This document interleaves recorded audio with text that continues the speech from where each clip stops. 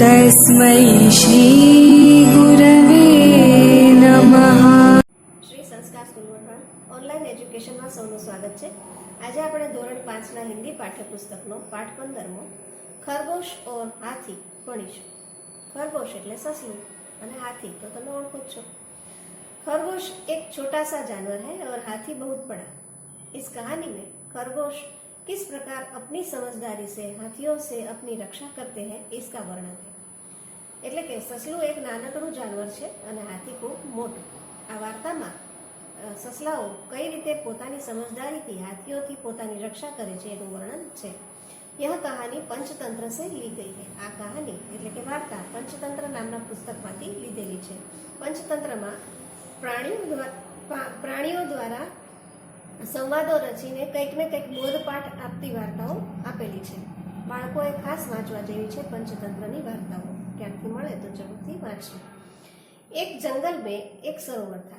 एक जंगल में एक सरोवर હતું। सरोवर के किनारे गीली जमीन थी। सरोवरना किनारे भीनी जमीन હતી। वहाँ बहुत से खरगोश रहते थे। ત્યાં ઘણા બધા સસલાઓ રહેતા હતા। खरगोशों के बिल जमीन के अंदर थे। बिल એટલે એના દર। खरगोशोना दर जमीनની અંદર હતા। वे दिन भर इधर उधर कूदते रहते। એ દિવસ આખો આમ તેમ કૂદતા રહેતા। नरम नरम घास खाते, कूणु कूणु घास खाता। रात को अपने घरों में सो जाते અને રાત્રે પોતાના ઘરમાં સૂઈ જતા। वे सब बहुत प्रसन्न रहते थे। આ બધા જ ખૂબ મજામાં રહેતા હતા, ખુશહાલ રહેતા હતા। उसी जंगल में कुछ हाथी आ गए। આ જંગલમાં કેટલાક હાથીઓ આવી ગયા। હાથીઓની તમને ખબર હશે કાયમ ઝુંડમાં રહેતા હોય છે। હાથીઓ કે झुंड में कुछ शरारती हाथी थे। એમના ટોળામાં કેટલાક તોફાની હાથીઓ હતા। वे अपनी सूंड से छोटे छोटे पेड़ तोड़ देते। તે પોતાની सूंडથી નાના નાના ઝાડવા તોડી નાખતા। पौधे कुचल देते એટલે કે છોડ કચડી નાખતા। हाथियों के बच्चे खेल खेल में एक दूसरे से लड़ते। हाथियोना बाळको मदनिया एकबीजाથી રમત રમતમાં લડવા લાગતા। कभी एक छोटा हाथी नीचे होता, कभी दूसरा। ક્યારેક એક નાનકડો હાથી નીચે હોય તો બીજો એના પર ચડી ગયો હોય એવી રીતે તોફાનો કરતા। હાથી પાણી से बहुत प्यार करते हैं। હાથીને પાણી ખૂબ ગમે છે। वे सूंड में पानी भर भर कर नहाते। એ લોકો પાણી सूंडમાં ભરી ભરીને નહાતા હતા। फिर सरोवर के किनारे मिट्टी में लौटते। પછી સરોવરના કિનારે માટી હોય ત્યાં આળોટતા। नरम जमीन उनके भार से दब जाती અને પોચી જમીન એમના ભારથી દબાઈ જતી। साथ ही कई खरगोश परिवार भी दब जाते અને એની સાથે જ કેટલાય ખરગોશના પરિવાર દબાઈ જતા। इससे खरगोश बहुत दुखी थे। આનાથી સસલાઓ ખૂબ જ દુખી હતા। खरगोशों के सरदार ने एक उपाय सोचा।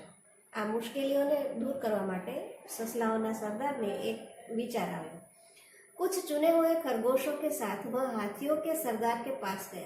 કેટલાક નક્કી કરેલા સસલાઓને સાથે લઈને તે હાથીઓના સરદારની પાસે ગયો। कुछ दूरी पर बैठ खरगोशों के सरदार ने अपने अगले पांव उठाए। थोड़े दूर બેસીને સસલાઓના સરદારે પોતાના આગળના બે પગ ઉઠાવ્યા। उसने उन्हें हाथ जोड़ नमस्कार किया। તેણે તેમને હાથ જોડીને નમસ્કાર કર્યા। हाथी ने सूंड उठाकर नमस्कार का उत्तर दिया। हाथीए सूंड उठावीने ए नमस्कारનો જવાબ દીધો। खरगोश सरदार बोला। ससलानो सरदार बोला, हम चांद के भांजे हैं। हमें चंद्रना बाणे જ છીએ। चांद में आप हमारे भाई बंधुओं को देख सकते हैं। चंद्रमा તમે અમારા ભાઈ બંધુઓને જોઈ શકો છો। ચંદ્रमा જે ડાઘ જેવી આકૃતિ દેખાય છે, डाग देखाय छे एनाथी जे आकृति रचाय छे एने पोताना भाई बहन गणावे छे। हमारे कुछ भाई धरती पर रहने आए हैं। एमांथी अमारा કેટલાક भाईओ धरती पर रहवा आव्या छे। मामा रोज सरोवर में आते हैं हमसे मिलने। એટલે કે ચંદ્ર રોજ સરોવરમાં અમને મળવા આવે છે। वे आपसे नाराज है। તે તમારાથી ગુસ્સે છે। હાથી बोला क्या? હાથીને કહ્યું શું? क्यों नाराज है? हमने क्या किया है? केम गुस्से छे? हमें शू कर्યું છે? खरगोश बोला, सरोवर के समीप नरम मिट्टी में सुराख कर हमने अपने घर बनाए। સસલું બોલ્યું કે સરોવરની નજીક પોચી માટીમાં દર કરીને અમે અમારા ઘર બનાવ્યા છે. આપકે આને સે સુરાખ દબ ગए, તમારા આવવાથી એ દર દબાઈ ગયા.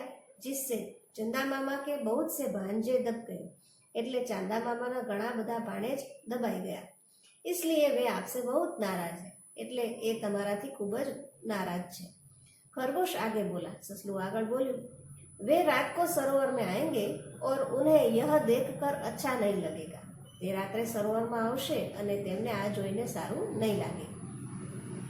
रात हुई, रात पड़ी, पूर्णमासी का चांद निकला, पूनमનો ચંદ્ર નીકળ્યો.